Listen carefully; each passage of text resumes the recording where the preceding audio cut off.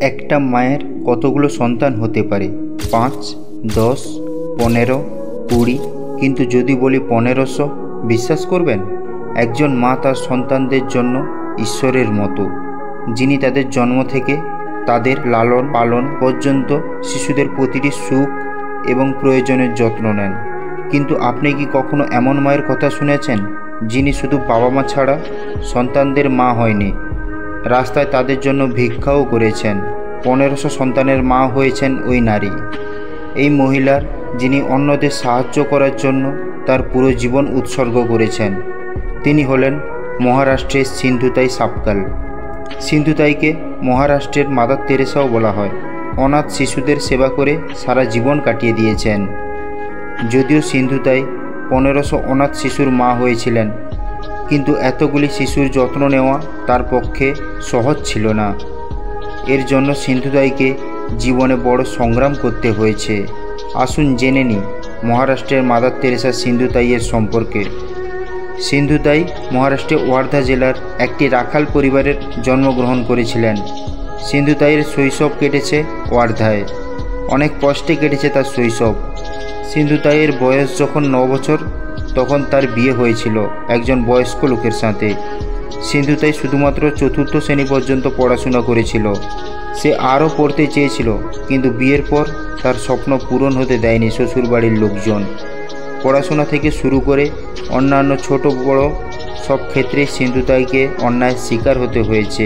তিনিও এর বিরুদ্ধে আওয়াজ তোলেন, কিন্তু ফলাফল এই যে তিনি গর্ভবতী হলে শ্বশুরবাড়ির লোকজন তাকে বাড়ি থেকে বের করে দেয়, এই বলে যে এই সন্তান তাদের বাড়ির নয়।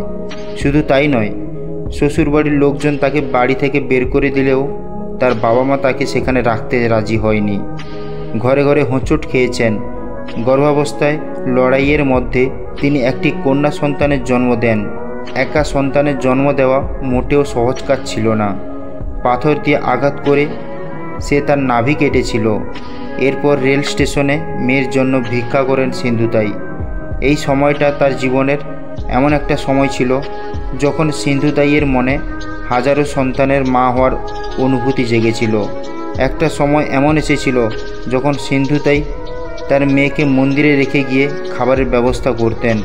কখনো সিন্ধুতাই স্টেশনে ভিক্ষা করতেন, আবার কখনো শ্মশানে পিঠা রুটি খেতেন। দিন বদলে যাচ্ছিল, কিন্তু সিন্ধুতাইয়ের জীবন নয়। তারপর একদিন রেল স্টেশনে সিন্ধুতাই একটি অনাথ শিশুকে দেখতে পান। মায়ের হৃদয়ে আবার মাতৃস্নেহ জেগে ওঠে। সিন্ধুতাইয়ের ধীরে ধীরে মন স্ফুলিঙ্গ শোলেতে জ্বলে ওঠে এবং শুরু হয় অনাথদের না ধোয়ার যাত্রা। শুরুতে স্টেশনে ভিক্ষা করে অসহায় শিশুদের খাওয়ান। তারপর সকল অনাথ শিশুরা তাকে মা বলে ডাকতে শুরু করে। তিনি পুনেতে সন্মতি অনাথ আশ্রম প্রতিষ্ঠানও চালু করেন। তিনি 1500টির বেশি শিশুকে সহায়তা দিয়েছেন। সিন্ধুতাইয়ের সংসার ভরে গেছে, যদিও সিন্ধুতাই আজ আর বেঁচে নেই। তার 6টি বড় সমাজসেবা সংস্থা চলছে মহারাষ্ট্রে। এতে নিঃস্ব শিশুর পাশাপাশি বিধবা নারীরাও আশ্রয় পায়। মজার বিষয় হলো, সিন্ধুতাই যাকে একসময় পরিবার থেকে বহিষ্কার করা হয়েছিল, আজ তার 382 জন জামাই এবং 49 জন পুত্রবধূ রয়েছে। সিন্ধুতাই তার মহৎ কাজের জন্য এ পর্যন্ত 700টিরও বেশি সম্মান পেয়েছেন। সিন্ধুতাই এখন পর্যন্ত যে সম্মান পেয়েছেন তা থেকে প্রাপ্ত অর্থ তার সন্তানদের লালন পালনে ব্যয় করেছেন।